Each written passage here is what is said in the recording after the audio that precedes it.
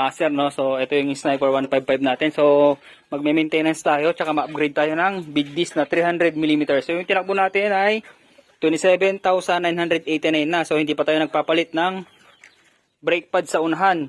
So, ngayon pa lang naupod, kunting-kunti na lang. So, magpapalit na tayo, tsaka sasabay na natin yung pag-upgrade nating big disc. Kasi yung stock natin ay maliit. So, papalitan natin ng 300mm. Ayan. So, yung brand nito ay Kuwu. So, Thailand style. So, 300mm to. Mas malakas yung kapit dito. Kita nyo yung difference. Ayan yung kalaki. So, ito yung meron din kasaling ayan, bracket para sa caliper. So, ayan, Kuwu. Thailand style. Ayan. So, lalagay ko yung link doon sa baba. Para pagka gusto nyo umorder ay makabili din kayo. So, ito ay galing ng Indonesia. Ayan, Indonesia. So, Thailand. Ayan.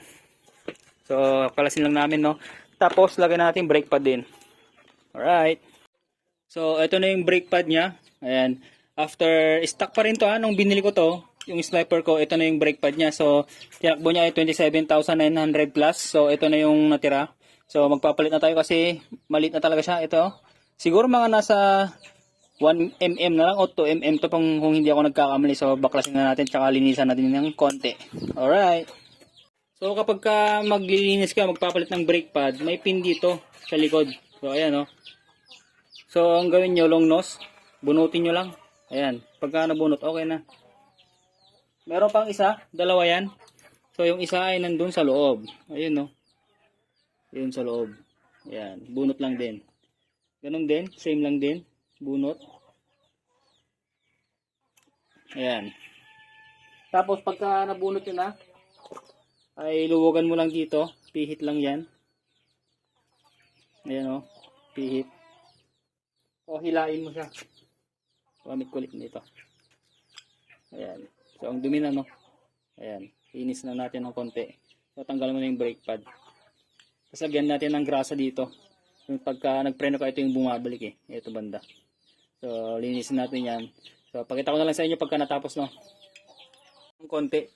Kasi madumi yung dito banda. So, linisin na natin. Gamit tayo ng engine degreaser. So, ito yung gamit natin. Sa Guapo. So, hindi to sponsored, no. Pero, maganda kasing klase nito eh.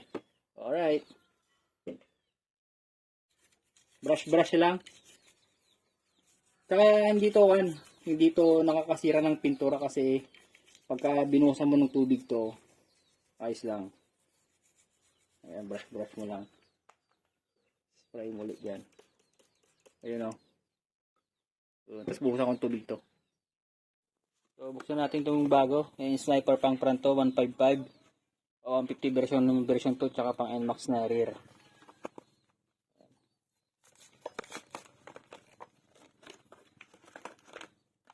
So, compare natin itong bago, no. Ito yung bago. Ayan, no. Dalawa. So, ito yung luma naman. Ayan. Yung luma, no. So, pudpud na. Ayan, no. Kita nyo pudpud. Ito na yung sa kabila, oh. So, kapal, no. Compare naman dito sa, siyempre, 27,000 na to.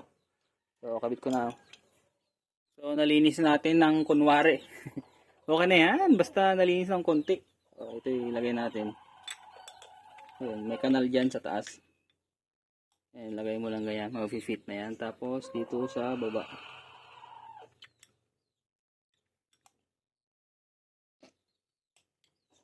Ayan. Tapos, lagay mo din yung kasama niya.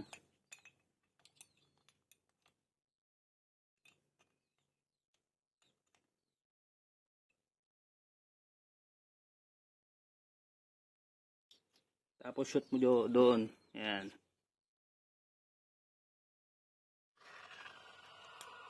Ayan, o. So, adjust mo na lang yung caliper. Dito. Push mo na lang doon para pumasok yung disc dito. So, natanggalan natin yung gulong. Ayan. So, gamit lang tayo ng Allen key pang tanggal dito sa mga Allen key dito. So, gamit tayo ng 6mm. So, Allen key na 6mm.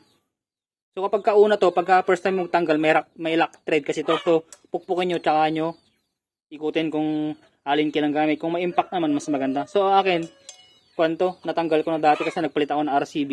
Wala nang lock thread, so madali na lang to. So compare natin, no, ito yung stock na tanggal ko. So makapal pa to. Tago ko to, hindi ko bebenta. So compare natin, no, ito yung 300mm, tapos ito yung stock ng Sniper 155. So lagyan natin yan. Baliktad. So ayan, kita nyo kung ano yung difference niya. Ayan. So ito yung 300mm, ito yung stock naman. So mas malakas na yung stopping power ng brake natin sa harapan.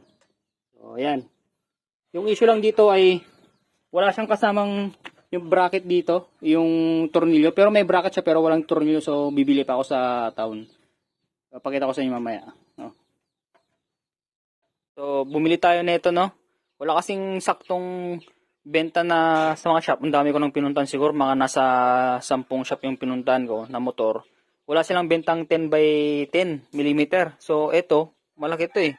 Nasa 10 by 25 ata to or 20. Para dito sa bracket adapter ng caliper, kasi kapag bumili ka walang kasama. Pero pag RCB yung binili mo na ganito, meron siyang kasamang bolt. So ayan, magpuputol tayo dito.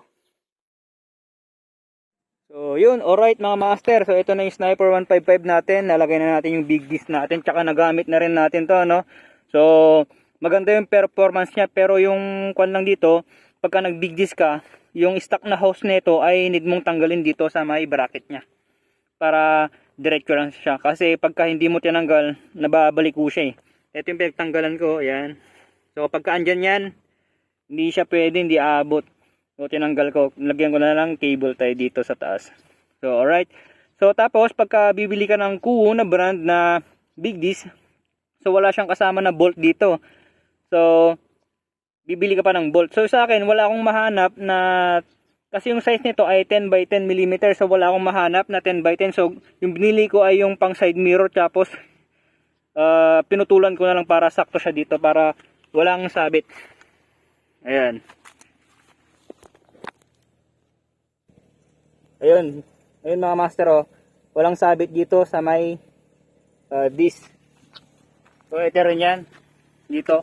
So pwede pa siya mag 4-pot caliper dito, RCB. So alright.